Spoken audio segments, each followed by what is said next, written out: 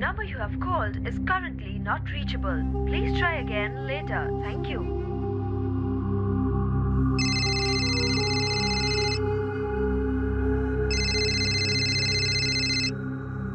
हाँ अंकुश भैया, कैसे एग्जाम्स चल रहे हैं आपके?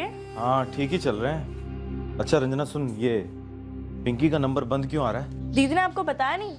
उन्होंने अपना नंबर चेंज किया है, इसलिए शायद ऑफ आ रहा होगा। क्यों? पता नहीं, मैंने पूछा तो बोला कि ऐसे ही उनका मन हुआ। ये पिंकी के टेस्ट कैसे जा रहे हैं? ठीक ठाक ही जा रहे हैं। रंजना सुन, ये पिंकी का नया नंबर जरा मैसेज कर दे। पिंकी आराम से जाना। हाँ अरविंद, गाड़ी संभाल के चलाना। अरे आंटी जी, मुझसे अच्छा ड्राइवर आपको पूरे हरियापुर में नहीं मिलेगा। बाय, ध्यान से लिखना।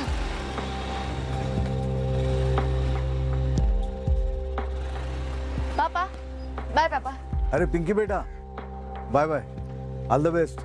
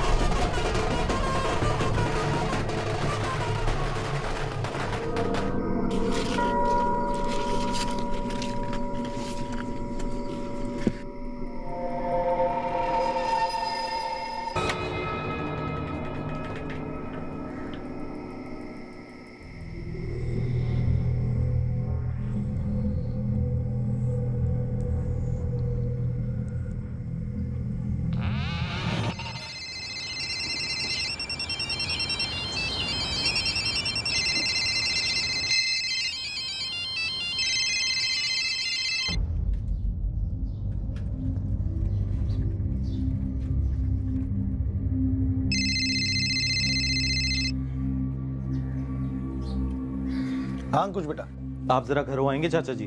क्यों, क्या हुआ? मम्मी पापा पिंकी रंजना सबको फोन ट्राई कर रहा हूँ इतनी देर से, कोई फोन ही नहीं उठा रहा है। अरे कहीं बाहर गए होंगे।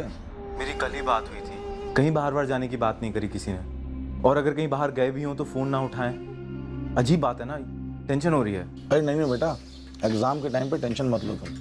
हम अभी घर जाते हैं और फोन पे बात करवाते हैं तुम्हारी, ठीक है?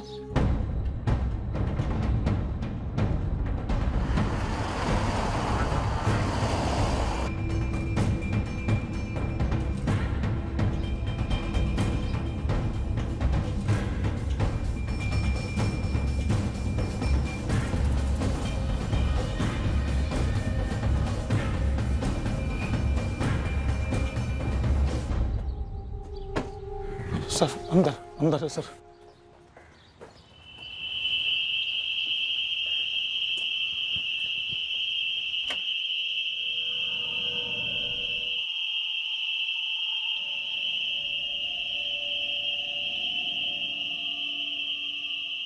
सर ये बड़ी बेटी इनकी, उनके बड़े बेटे अंकुश का फोन आया हमारे पास लखनऊ से। वो बैंक का पीओ का एग्जाम देने गया हुआ है। उसने बोला घर पे कोई फोन नहीं उठा रहा है, देख के आ जाइए। और जब हम यहाँ आए तो, जब आप आए तो ये दरवाजा खुला हुआ था? हाँ खुला था साहब।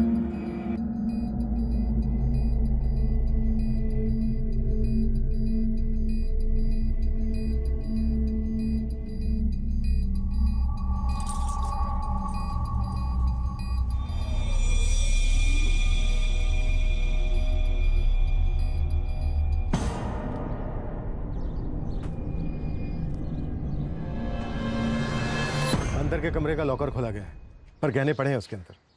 शायद कैश गायब हो। सर क्या गायब है क्या नहीं, ये तो अंकुश ही बता सकता है। वो लखनऊ से यहाँ के लिए निकल गया है। ये जो पेट्रोल का कैन है, ये इनके घर का ही है? मुझे पता नहीं साहब। तो चारों विक्टिम्स के मोबाइल फोन पे ले, किसी के पास दूसरा फोन है तो पता नहीं। और कुछ? सर लगता है सेक्सुअल असॉल्ट हुआ है। दोनों लड़कियों पर? यस सर, दोनों लड़कियों पर। चारों को छुरे से मारा गया, शायद चिल्लाए होंगे। हमें तो कुछ भी सुनाई नहीं दिया, और वैसे भी हमारा घर इतना पास थोड़ी ना है सोहन जी के घर से। हम तो पंचम जी की आवाज सुनते ही दौड़े चले आए। पागलों की तरह चिल्ला रहे थे वो। मैडम मैं अरविंद कुशवाहा, हमारी अच्छी जान पहचान थी सोहन अंकल की फैमिली से। हम हरियापुर से नहीं, बगल के गांव सारंगढ़ से। ये मेरा फ्रेंड है गुड्डू। कल रात सारंगढ़ में हमारी एक दोस्त की बहन की शादी थी, हम वही थे। जैसे ही पता चला कि सोहन अंकल के घर हुआ ये कांड, हम तो दौड़े दौड़े आ पहुंचे। बहुत ही भयंकर अटैक हुआ है सर। बहुत ही अजीब बात है, आस पड़ोस में किसी ने कुछ नहीं सुना।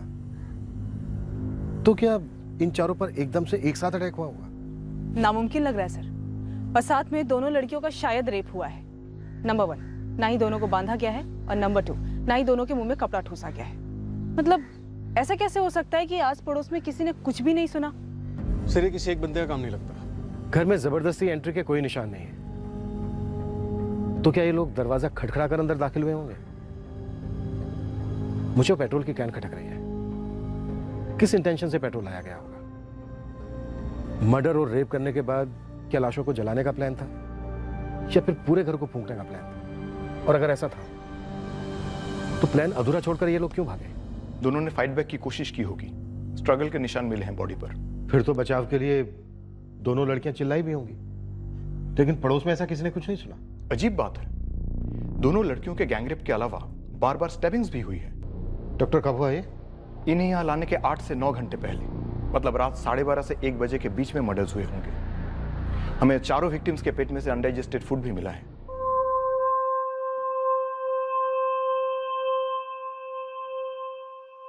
चाचा जी ने सब बताया मुझे, सबको बुरी तरह से। हाँ अंकुश, बहुत बुरी तरह से। पिंकी और रंजना मेरी दोनों बहनों को। हाँ मैडम जी, हम किसान हैं, अनाज उगाते हैं। सोहन भैया की दुकान भी है, वो खाद वाद और खेती का सामान बेचते थे। पिंकी दी फर्स्ट ईयर बीकॉम पढ़ रही थी और रंजना 11वीं में थी। पंचम जी, अंकुश सिर्फ हमें इतना बता पाया है कि कुछ 25,000 के करीब कैश रहा होगा लॉकर में, लेकिन गहने, मोबाइल फोन सब छोड़ के गए हत्यारे। और जिस तरह से दोनों लड़कियों का सेक्सुअली असॉल्ट किया गया है, ये सिर्फ लूट का मामला तो नहीं लगता है। तो ऐसे क्यों? पंचम जी, अंकुश हमें किसी भी दुश्मनी के बारे में कुछ नहीं बता पाया। क्या आप हमें बता सकते हैं कि किसने बदला लिया होगा और किस बात का? मैडम जी, ऐसा बदला भी कोई ले सकता है? सर, अंकुश 4 दिन पहले 3 जून को लखनऊ गया था बैंक एग्जाम देने के लिए। इसके आगे कोई भी इंफॉर्मेशन नहीं मिली। शॉक में है अभी। चारों विक्टिम्स के फोन्स का क्या स्टेटस है? 6 जून की रात को किसी से बात हुई थी जो मैं लीड दे सके? सर, सोहन और गायत्री के फोन्स अनलॉक थे, लेकिन उनके फोन से कोई भी सस्पिशियस कॉल नहीं किया गया, ना ही इनकमिंग और ना आउटगोइंग। और पिंकी और रंजना के फोन्स पासवर्ड प्रोटेक्टेड थे, उन्हें खुलवाने के लिए भेजा है। वैसे इन चारों के पिछले 6 महीने के कॉल रिकॉर्ड्स भी मंगवाए हैं। वो लोग जो भी थे, उनका मकसद क्लियर था, पूरी फैमिली का खात्मा। अंकुश इसलिए बच गया क्योंकि उस वक्त वो घर पर नहीं था। अंकुश के लिए प्रोटेक्शन प्रोवाइड करो। मैडम, इतना खुखार कांड हुआ है गांव में, किसी ना किसी ने तो उन कमीनों को देखा ही होगा, आते हुए या फिर भागते वक्त। बिल्कुल, मुझे भी ये लगता है, लेकिन फिलहाल तो पड़ोसी भी यही कह रहे हैं कि उन्होंने कुछ नहीं सुना। दाल में कुछ तो काला है मैडम। बिल्कुल, पर फिलहाल वो पेट्रोल कैन छोड़ के गए हैं। ये पेट्रोल आया कहाँ से, पता कर जाता है। मैडम, आप लोग सोच रहे हैं इस सोहन की कोई दुश्मनी रही होगी किसी से, तो वो तो पूरी फैमिली को साफ कर देते। लेकिन दोनों लड़कियों का गैंगरेप इस एंगल में फिट नहीं बैठता है। पेशेवर खूनी तो सिर्फ खून करते हैं, लेकिन ऐसा कोई पहली बार नहीं होगा कि पेशेवर खूनियों ने मौका देखा और अपने खुद के खून में बह रहे हवस को मिटाया हो। सुपारी मार्केट में पता कर कौन थे ये वैशी।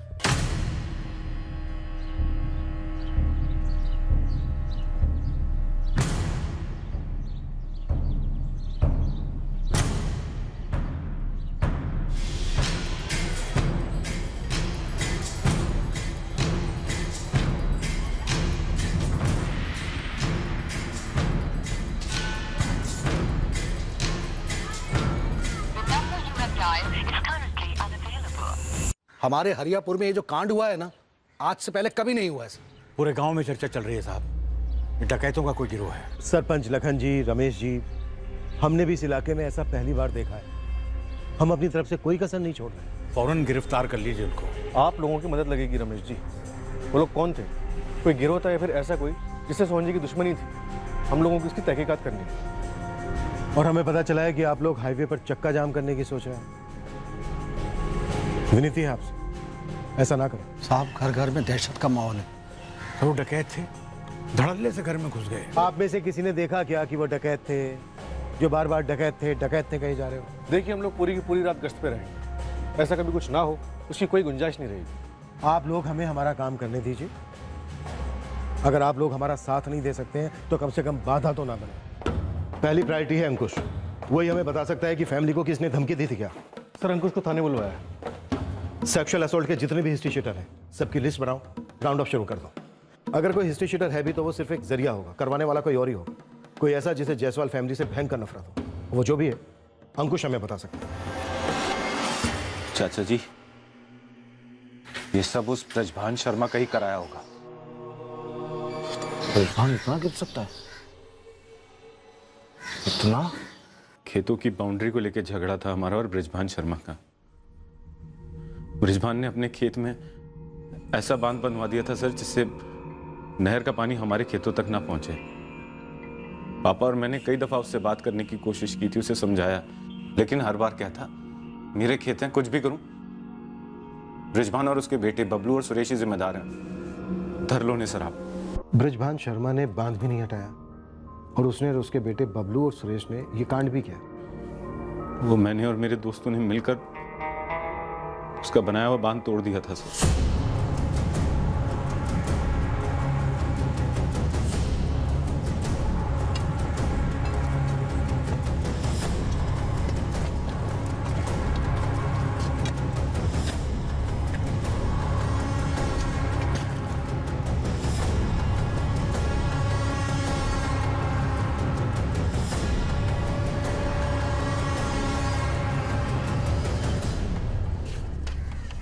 वो बांध नहीं था ब्रजभान जी, वो आप लोगों की बेईमानी का सबूत था, तो हाँ वो हमने तोड़ दिया। अंकुश, सोहन, अरे बेईमानी तो वो थी जो तुम लोगों ने की, हड़प लिया हमारी जमीन का हिस्सा। रिजवान, वो मसला अब कोर्ट में है और कोर्ट ही उसका फैसला करेगा, लेकिन तुम लोग इस तरह पानी नहीं रोक सकते। क्यों नहीं रोक सकते? और इस मामले में आपको इतनी दिक्कत है, इसे भी कोर्ट में ले जाइए ना।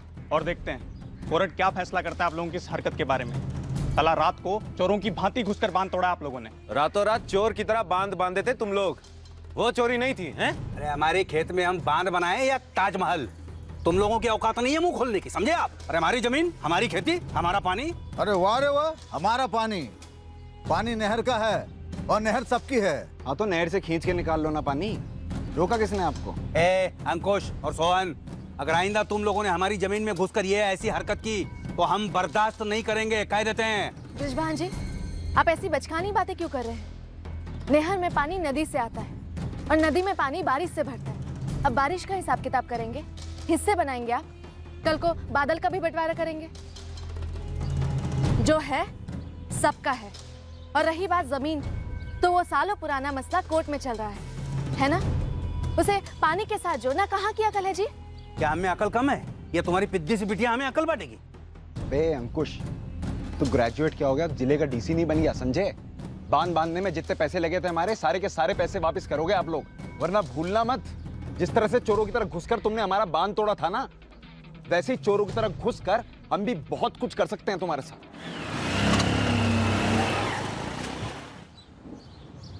पिंकी, तुम्हें बीच में नहीं बोलना चाहिए था। मैंने कुछ गलत बोला पापा?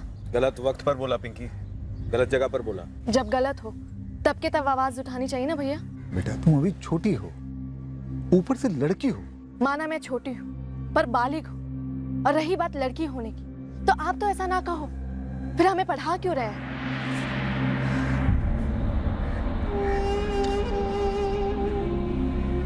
बांध तो दोबारा नहीं बनाया हम लोगों ने, लेकिन धमकी जरूर दी थी। ये ब्रजभान मर्डर और गैंगरेप करवा सकता है? और कौन हो सकता है सर? हरियापुर में हमारी सिर्फ ब्रजभान शर्मा से लड़ाई है, सालों से। हाँ मैडम, मैंने और गुड्डू ने मिलकर अंकुश की हेल्प की तो थी बांध तोड़ने में, लेकिन ब्रजभान शर्मा बबलू और सुरेश के साथ मिलकर इतनी घटिया हरकत करेगा, ये मैं कभी सपने में भी नहीं सोच सकता था। पर अरविंद, रंजिश तो तगड़ी थी, नुकसान पहुंचाने की, चोट पहुंचाने का पूरा इरादा था उनका। जाहिर है ना मैडम। अरे उन लोगों ने हमारा माली नुकसान किया था तो हम लोग उनका माली नुकसान ही करते ना, ये जानवर लेने पे क्यों उतरते हम लोग? और सर गैंग रेप मतलब आपने हम लोगों को समझ क्या रखा है?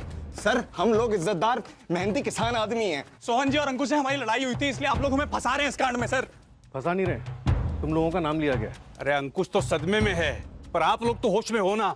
हम लोग तो होश में, पर आप अपने बदले के जोश की बात कीजिए ब्रजभान शर्मा जी। बताइए हमें, सोहन जायसवाल के घर को पेट्रोल से जलाने का प्लान क्यों ड्रॉप किया गया? जमीन का मामला तो हम कोर्ट में लड़ रहे हैं ना साहब, तो हम खून करने की क्यों सोचते और एक घर जलाने की क्यों सोचते हम लोग? सबूत मिटाने। सबूत तो आप लोग जुटा नहीं पा रहे हो, इसलिए बलि का बकरा हमें बना रहे हो।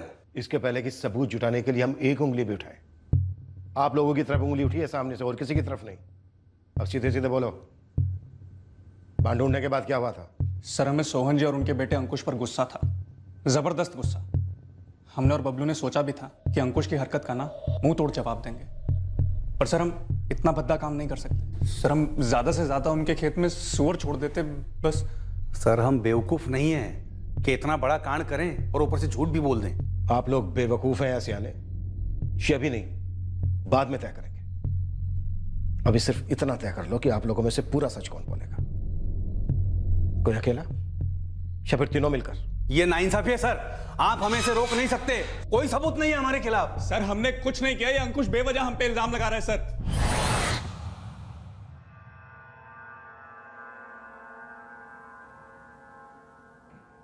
सर, पूरे गांव को बृजभान शर्मा परिवार और जायसवाल परिवार दोनों के झगड़े के बारे में मालूम था। तीनों बाप बेटे काफी कॉन्फिडेंटली कह रहे हैं कि बेगुनाह है। बृजभान, बबलू और सुरेश तीनों के फोन रिकॉर्ड्स मंगवाए।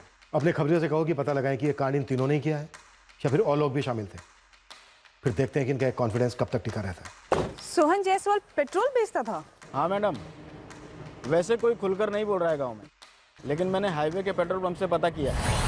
भाई, हम कैन या बोतल में पेट्रोल बेचते ही नहीं हैं, और 6 तारीख की रात को कोई पेट्रोल मांगने आया भी नहीं था। हरियापुर और सहारनगढ़ के बीच तुम्हारा एक ही पेट्रोल पंप है। अब ये कहाँ लिखा है कि पेट्रोल सिर्फ पेट्रोल पंप पर ही बिकता है? दोनों गांव के बहुत से लोग जानते हैं कि हरियापुर का सोहन जायसवाल चुपके से पेट्रोल बेचता था, वो भी अपना मुनाफा लगाकर। 99% मैडम, वो पेट्रोल का कैन सोहन जायसवाल की दुकान से ही था, शायद घर के बाहर रह गया हो। हाँ सर, ये पेट्रोल का कैन तो हमारी दुकान का ही है, लेकिन हम ऐसे कभी बाहर नहीं छोड़ते। पता नहीं आप लोगों को बाहर कैसे मिला ये। अंकुश, दुकान तुम्हारी, घर तुम्हारा, तुम्हें पता होना चाहिए। सर, मैं ये कबूल करता हूँ कि हम लोग जो ये पेट्रोल बेचने का काम कर रहे थे वो गैर कानूनी था, लेकिन इतना भी पक्का है कि सर हम वो कभी घर पे नहीं रखते थे। अंकुश, क्या कुछ ऐसा है जो तुम भूल रहे हो, जो शायद हमें बताना चाहिए? बृजभान और उसके दोनों बेटे बबलू और सुरेश, इनकी कोई क्रिमिनल हिस्ट्री नहीं। 2 दिन से हम तीनों को खूब तोड़ने की कोशिश कर रहे हैं, लेकिन तीनों में से कोई नहीं टूटा है। तीनों का कहना है कि वो बेकसूर हैं, बेगुनाह हैं, उन्होंने कुछ नहीं किया। तुम्हारे पिता सोहन जायसवाल की किसी और के साथ दुश्मनी थी? कोई और कारण हो सकता है इस हत्याकांड का?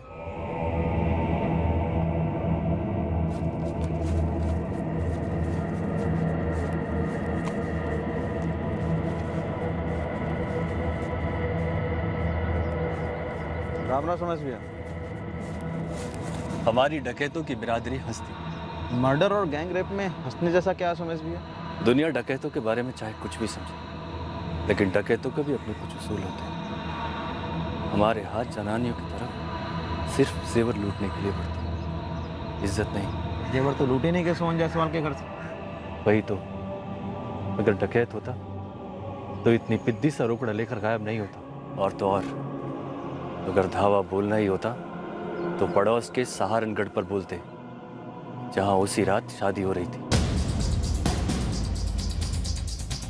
इलाके के छोटे बड़े सभी हिस्ट्री शीटर्स की हाथ धोकर पूछताछ हुई, पर हाथ लगा कुछ नहीं।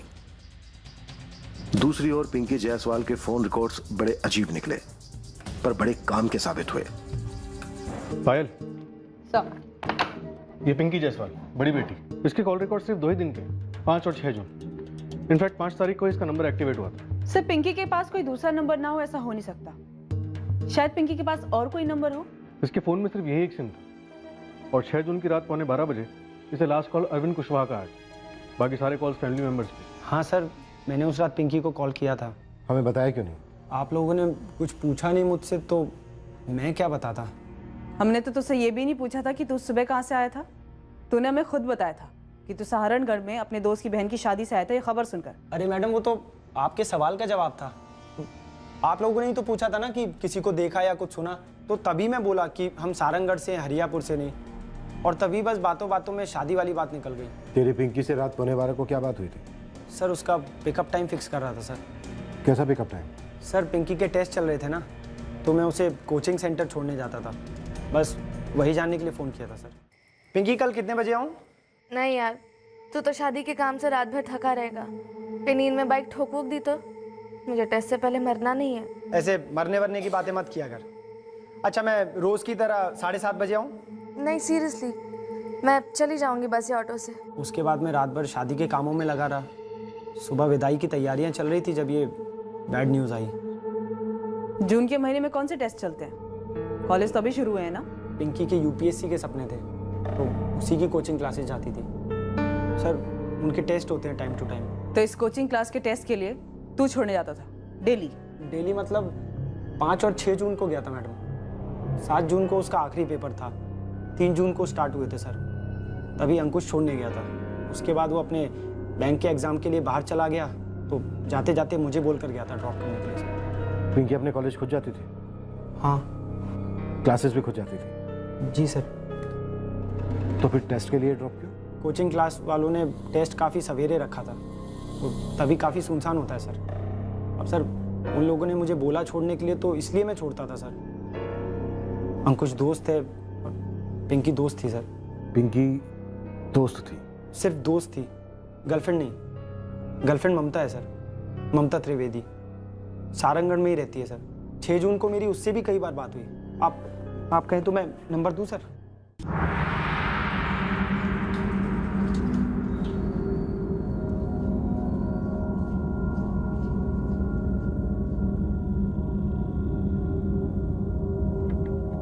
जी सर। जब मैं लखनऊ में था तब उसने ये नया सिम खरीदा था। पिंकी का इससे पहले का नंबर? वो नंबर उसने यूज करना बंद कर दिया था। क्यों? मुझे नहीं पता सर, मुझे खुद बड़ा अजीब लगा था ये। मैंने रंजना को फोन किया था और उससे नंबर लिया था और फिर उसको कॉल किया। हाँ भैया, मेरे टेस्ट ठीक जा रहे हैं और अच्छे हो सकते थे। आपके एग्जाम कैसे जा रहे हैं? हाँ, मेरे भी अच्छे जा रहे हैं। अच्छा पिंकी सुन, ये नंबर क्यों बदला तूने? उस नंबर में कुछ प्रॉब्लम थी भैया। नंबर में क्या प्रॉब्लम हो सकती है? मुझे नहीं पता भैया, नेटवर्क में भी प्रॉब्लम थी। अच्छा भैया सुनो ना, मैं आपको 2 बुक्स के नाम मैसेज कर रही हूँ, अगर आपको सेकंड हैंड मिले तो लखनऊ से आते वक्त लेते आइएगा। मुझे लगा पिंकी ने नंबर वाली बात टाल दी थी। सोचा घर जाकर डिटेल में बात करूंगा, लेकिन जब आया तब। तुम्हें पिंकी का पहले का नंबर हमें बहुत पहले दे देना चाहिए था। और एक बात, पिंकी को अरविंद ड्रॉप करता था उसी क्लासेस के टेस्ट के लिए। ये बात तुम्हें और तुम्हारे पापा को पता थी? हाँ सर। क्यों? वही तो पूछ रहा हूँ, क्यों? अरविंद ही क्यों? क्योंकि सर हम साथ बड़े हुए हैं, एक दूसरे के कामों में मदद करते हैं। कोई बात है क्या सर? बात यह है कि 6 जून की रात 11:15 बजे अरविंद ने पिंकी को लास्ट कॉल किया था। उसके बाद कोई कॉल नहीं आया। हाँ तो सर? तो कुछ नहीं, बस ये हुआ था। अरविंद का कहना है कि उसने पिंकी को इसलिए फ़ोन किया था ताकि वो पता कर सके कि सुबह उसे कितने बजे पिकअप करना है। हाँ तो उसी ने किया होगा सर। शायद। पिंकी का पहले वाला नंबर दो। हाँ मैम, अंकुश जायसवाल को जानता हूँ मैं, पर अरविंद जितना करीब नहीं हूँ। उस दिन सुबह की खबर सुनकर तो हम सबके होश ही उड़ गए थे। अब आप ही सोचिए, इधर हम हमारी बेटी को विदा कर रहे हैं, उधर बाजू वाले गांव में। दिलीप, अरविंद तुम्हारी बहन अमिता की शादी में मौजूद था रात को 12 बजे के बाद? हाँ मैम, बिल्कुल था, पूरी रात था। भरत जी, सोहन जायसवाल के परिवार को आपने शादी का न्योता नहीं दिया? जी वो हमारी उनसे कुछ खास पहचान नहीं थी, बस ये बच्चे एक दूसरे को जानते थे। और फिर गांव भी तो अलग पड़ता है ना, हम सहारनगढ़ के और वो हरियापुर के। नहीं मैम, नहीं, बिल्कुल नहीं। अरविंद और पिंकी का कोई चक्कर नहीं था। अरविंद की तो गर्लफ्रेंड है ममता, हमारे गांव की है। पिंकी का किसी और के साथ कोई चक्कर, या रंजना का, या ऐसा कोई एक तरफा मसला? ये सब तो मुझे कुछ नहीं पता। जैसे कि मैंने आपको कहा कि मैं जायसवाल परिवार को अच्छे से जानता नहीं था। हाँ, अगर कोई जानता होगा तो वो अरविंद है। दोनों बहनें उसके बहुत क्लोज थी, हो सकता है कुछ शेयर किया हो। आप हम लोगों की और कस्टडी लेकर क्या अचार डालिएगा हमारा? हाँ, अरे इतने दिन तो रख चुके हैं, हाथ लात चला चुके हैं, हमारी पूरी बदनामी कर चुके हैं आप। सर, उस रात को हम अपने घर में सो रहे थे, अगली सुबह जाकर हमें इस कांड की खबर मिली। अब जो कसम बोलोगे मैं खाने को तैयार हूँ, पर 6 की रात को मेरे पति मेरे बच्चे घर में ही थे। भले ही वो तीनों घोड़े बेचे घर पे सोए हो, पर इस बात की क्या गारंटी है कि इन्होंने अपने किराए के आदमी ना भेजे हो जायसवाल परिवार के घर? मेरे पति और मेरे बच्चे ऐसा करना तो दूर, ऐसा सोच भी नहीं सकते। मैडम हम आपके हाथ जोड़ते हैं, आप इन्हें छोड़ दीजिए। ऐसे ही बहुत तू हो रही है पूरी बिरादरी में, पूरे गांव में। सर बबलू, बृजबान और सुरेश तीनों के कॉल रिकॉर्ड स्कैन किए, कुछ भी नहीं मिला। और सर 4 दिन से सबकी पूछताछ भी चल रही है, टूटने का कोई नाम ही नहीं ले रहा है।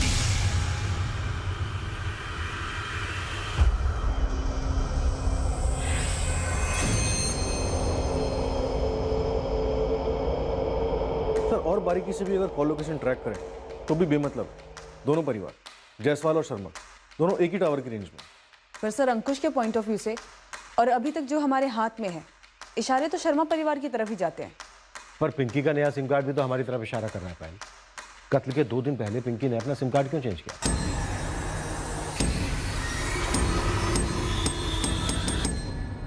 क्या इस नए सिम कार्ड का मर्डर और गैंग रेप कांड से कोई ताल्लुक है? सर फोन कंपनी से बात हुई, पिंकी के पुराने नंबर के कॉल रिकॉर्ड्स कल सुबह 11 बजे से पहले हमारे टेबल पर होंगे।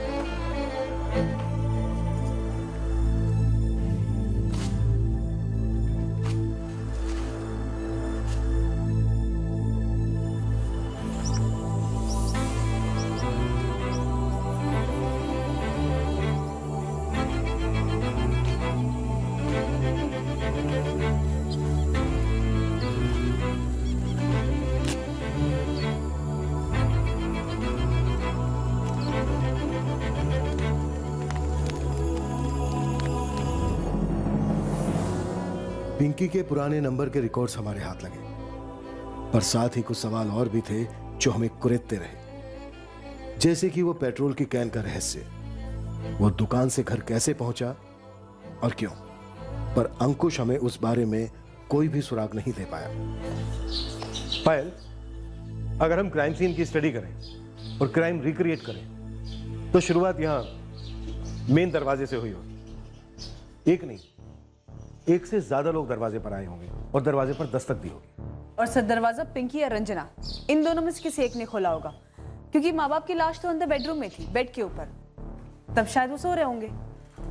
वो जो भी थे, जितने भी थे, दरवाजा खोलने वाले को उस वक्त ये कतई मालूम नहीं था कि उनका असल मकसद क्या है, जो था पूरी फैमिली का खात्मा और दोनों बहनों के साथ गैंगरेप। यस सर, वो जो भी थे, जितने भी थे, उनमें से कम किसी एक को पिंकी या रंजना, इन दोनों में से कोई एक तो जरूर जानता होगा, वरना उनके लिए दरवाजा अंदर से नहीं खोला गया होता। पायल, ये भी तो हो सकता है कि पिंकी या रंजना का बॉयफ्रेंड था, पेरेंट्स उसके खिलाफ थे और इस कत्लेआम की प्लानिंग में ये लड़की भी शामिल थी, लेकिन ऐन मौके पर खुद भी शिकार हुई। मुंबई और बेंगलोर में भी इतने खुले ख्यालात के पेरेंट्स नहीं मिलेंगे सर, जितने कि हमारे मम्मी पापा थे। हम तीनों में से किसी का भी कोई अफेयर होता तो वो कभी मना नहीं करते, या हमारा कुछ भी चल रहा होता तो हम सबसे पहले घर पर ही बताते थे। इतनी रात को पेट्रोल लेने कौन आया होगा? दुकान बंद होने के बाद ऐसे तो कोई नहीं आता था सर, लेकिन शायद हो सकता है किसी ने पापा को पहले से बोल के रखा हो कि रात में पेट्रोल लेने आएंगे, और इसीलिए पापा ने वो कैन अंदर रखा हो। और फिर उसके बाद पता नहीं क्या हुआ सर, क्यों हुआ। मेरा बैंक का एग्जाम भी उसी दौरान क्यों था। काश मैं यहाँ पर होता, कुछ करने, सबको बचाने। हाँ शिवा बोल। एसके कॉलेज मैडम, जहाँ पिंकी जायसवाल पढ़ती थी, वहाँ से एक तगड़ी खबर है। बोल जल्दी। स्टूडेंट से बात हो रही थी, उनकी एक फ्रेंड सरिता ने बताया कि पिंकी और उसकी छोटी बहन रंजना दोनों को कॉलेज के रास्ते में कोई परेशान करता था, पीछा भी करता था और छेड़ता भी था। कौन था वो? मुझे ही बोलते, मैं ये खुद अपने सीरियस। दुपट्टा चाहिए? ये ले दुपट्टा।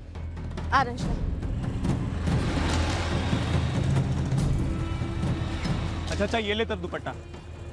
नहीं चाहिए? फेंक दूं? फेंक दे।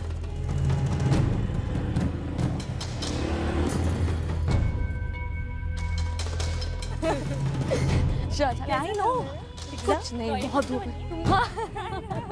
मैंने तो देखा ही नहीं उसके बाद।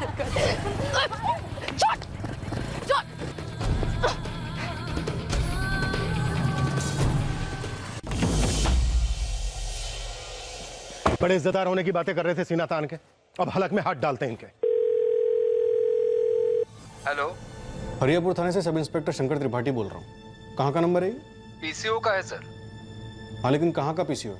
इस सड़क पर पिंकी और उसकी छोटी बहन रंजना को छेड़ना, पीछा करना, स्टॉकिंग करना, उसके बाद दोनों बहनों के साथ गैंग रेप और फिर मर्डर। नहीं सर, हम खुद बताने वाले थे आपको इस बारे में।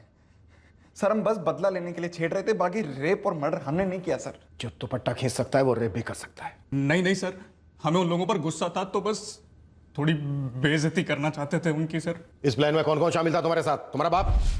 अगर मुझे जरा सी भी भनक होती कि मेरे बेटों ने ऐसा कुछ किया है तो कसम है कुल देवता की, मैं दोनों को भरे बाजार में पट्टे से पीटता। हमारा परिवार ये ऐसा है ही नहीं। रिजवान, तेरे संस्कारी मुखौटे पे इतने छेद हो चुके हैं ना कि कोई अंधा भी देख के बता सकता है कि तू किस परिवार का है। तो चल अब एक सांस में बता, इस मर्डर और गैंग रेप में किराए के हत्यारे थे या तू खुद भी शामिल था? ना मैं शामिल था, ना मेरे बेटे, ना हमने किसी किराए के हत्यारों को बुलाया। मेरे बेटों की जलील हरकत के लिए मैं माफी मांगता हूं, लेकिन ऐसा घिनौना इल्जाम मत लगाइए।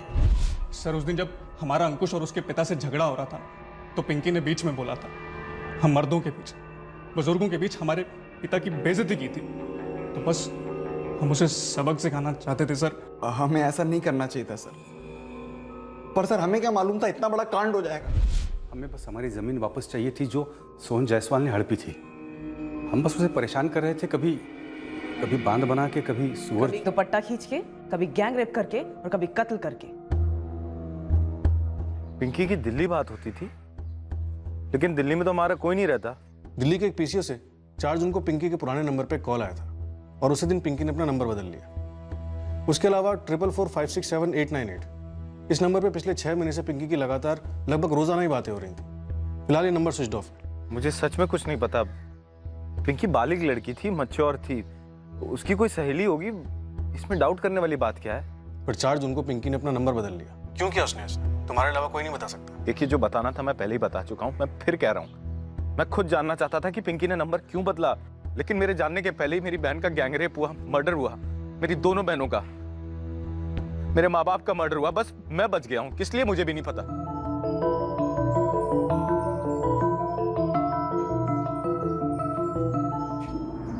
सब रिजवान बार बार एक ही बात बोल रहा है कि वो इन सब में शामिल नहीं है। उसके दोनों बेटे बबलू और सुरेश भी इसी राग पर अटके हुए हैं। सर एक अजीब बात है, मैंने अंकुश से पिंकी और रंजना की स्टॉकिंग और छेड़खानी के बारे में पूछा।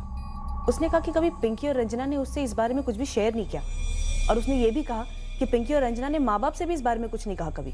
एक और अजीब बात है, ब्रिजभान एंड सन्स अगर सोहन के घर इतनी रात को जाते तो दरवाजा कौन खोलता? और अगर कोई दरवाजा खोल भी देता तो उन्हें अंदर नहीं आने देता। और अगर ये लोग जबरदस्ती अंदर घुसते तो जबरदस्त चीखना चिल्लाना गाली गलौज होता। सर बिना देखे दरवाजा खोलने का कोई चांस ही नहीं। दरवाजे पे आईपीएस लगा हुआ है और वो भी इतनी रात गए। सर ब्रिजभान और उसके दोनों बेटों की पुलिस कस्टडी सिर्फ 2 दिन के लिए है, उसके बाद वो लोग जुडिशियल कस्टडी में चले जाएंगे। अगर हमें उनसे कुछ निकलवाना है तो इन्हीं 2 दिनों के अंदर निकलवाना होगा। लेकिन निकलवाने जैसा कुछ बचा भी है। सर मुझे लगता है पिंकी के दिल्ली वाले कनेक्शन को टटोलना चाहिए। उसके सिम बदलने के 2 दिन बाद इस कांड का होना, उसे लगता है कहीं ना कहीं ये मामला पिंकी से जुड़ा हुआ है। रिकॉर्ड्स कब आ रहे हैं उस नंबर के, जिस नंबर से पिंकी जायसवाल के पुराने नंबर पर अक्सर बात होती थी? 2 दिन लगेंगे सर। वेट करते हैं। ब्रिजभान, बबलू और सुरेश 2 दिन और है हमारे साथ, देखते हैं क्या निकल कर आता है। लेकिन एक बात है, कोई तो है हमारी करंट लिस्ट में जो काफी कुछ जानता है लेकिन खामोश है। ऊपर से ये गांव वाले इस हत्याकांड की दहशत में मनगढ़ंत डकैत और गैंग अटैक की कहानियां बना रहे। इस केस में कुछ लोगों की असलियत, कुछ बातें अभी भी सामने आना बाकी थी। हर नरसंहार के पीछे कुछ गड़े मुर्दे होते ही हैं, पर अक्सर जानने वाले उन मुर्दों पर रोशनी डालना भूल जाते हैं या फिर जानबूझकर उन्हें अंधेरे में ही रखते हैं। जैसे कि इस केस में गैर कानूनी पेट्रोल का धंधा जो सोहन जायसवाल अपनी फर्टिलाइजर की दुकान से चला रहा था। एक और ऐसी ही अहम खबर थी जो हम तक काफी देर से पहुंची, या ये कहिए कि हमसे जानबूझकर छुपाई गई थी। सलाम साहब, पिंकी के कॉलेज के दोस्तों से दोबारा से बात हुई तो ये अरविंद कुशवाहा है, इसका नाम काफ़ी बार आया। बोले कि जायसवाल परिवार के काफ़ी करीबी था ये अरविंद। ये सब मालूम है हमें। उसी ने पिंकी को आखिरी कॉल किया था कत्ल वाली रात को। सर इस अरविंद के दोस्त हैं 2, एक दिलीप जिसकी बहन अमिता की शादी थी उस रात, और दूसरा गुड्डू जो उस रात उन दोनों के साथ था। तो सर मैंने इन दोनों से थोड़ी गप लड़ाई और तो सर काफी चाबी भरने के बाद ये गुड्डू बोला कि अरविंद को पिंकी के बारे में कुछ पता है जो उसने आपको नहीं बताया। देख अब ये मत बोलना, उसे नहीं मालूम वो क्या था। सर वही बोलने वाला था। लेकिन सर एक और बात है, बोल। पूरा जायसवाल परिवार साफ हो गया, सिर्फ ये अंकुश बच गया। अंकुश का कोई हाथ हो सकता है?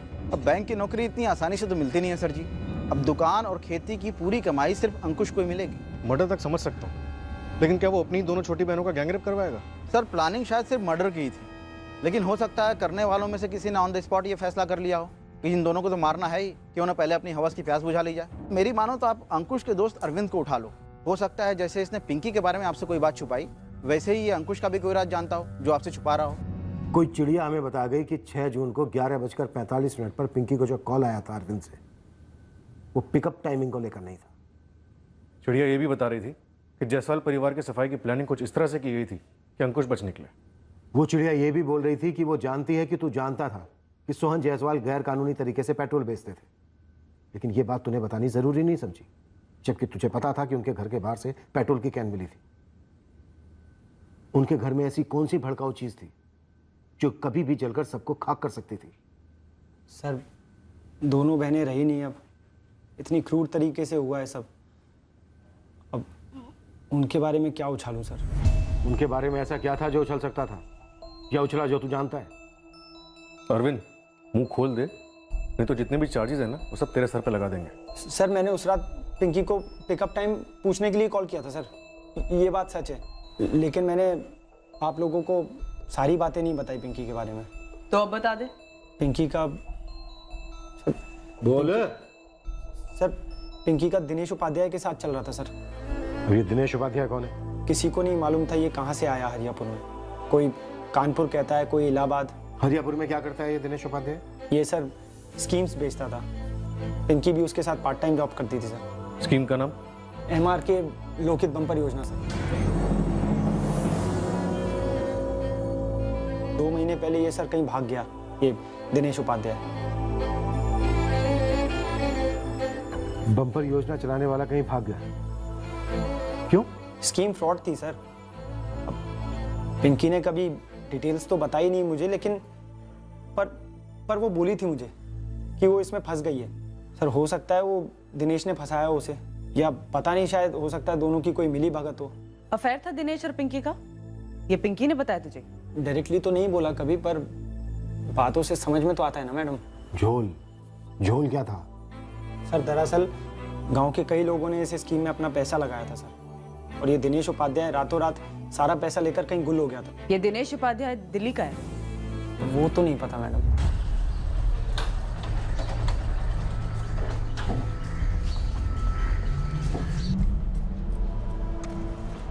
तुम्हारी बहन दिनेश उपाध्याय नाम के फ्रॉड के पास पार्ट टाइम जॉब कर रही थी, और वो आदमी कई लोगों के पैसे लेके फुर हो गया, और तुम कह रहे हो तुम्हें ठीक से मालूम ही नहीं? सर पिंकी ने कभी मुझे ठीक से कुछ बताया ही नहीं था।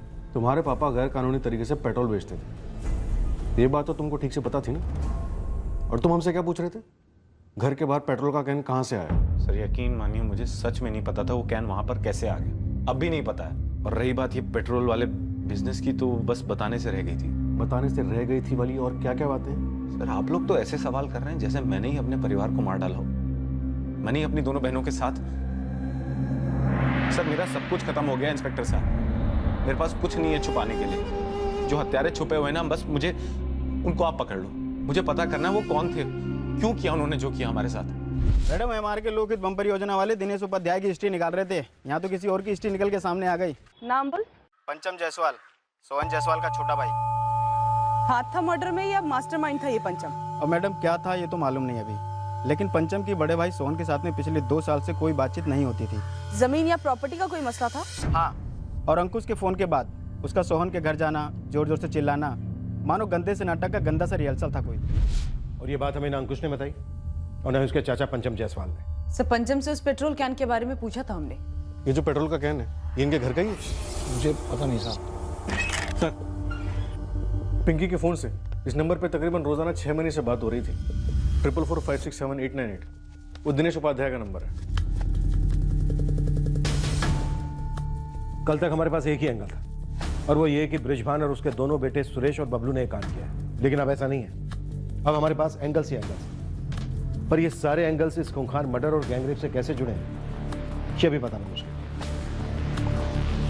ब्रिजभान शर्मा और उसके बेटे बबलू और सुरेश को जुडिशियल कस्टडी में भेज दिया गया, लेकिन वो अब भी शक के दायरे से बाहर नहीं किए गए थे। इस केस के इर्द गिर्द बड़ी रहस्यमय गतिविधियां हो रही थीं, जिसका राज जानना अभी बाकी था। पर ऐसा लग रहा था कि ये सारी एक्टिविटीज कहीं जाकर एक दूसरे से जुड़ी हो सकती हैं। इस केस की सबसे रहस्यमय बात थी पेट्रोल कैन। वो पेट्रोल से भरा कैन घर के बाहर क्या कर रहा था? जब तक हमें इसका जवाब मिला, वो जवाब कई और सवालों का जवाब साबित हुआ। सब कुछ एक दूसरे में बुना हुआ था, सब लोग एक दूसरे से जुड़े हुए थे।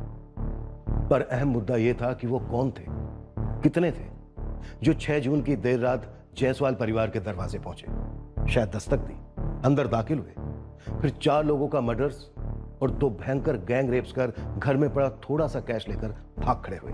कल के एपिसोड में हम देखेंगे कि एग्जैक्टली उस रात हुआ क्या था, क्यों हुआ था। जय Hind. For more updates, subscribe to our channel, click the show links and enjoy watching the videos.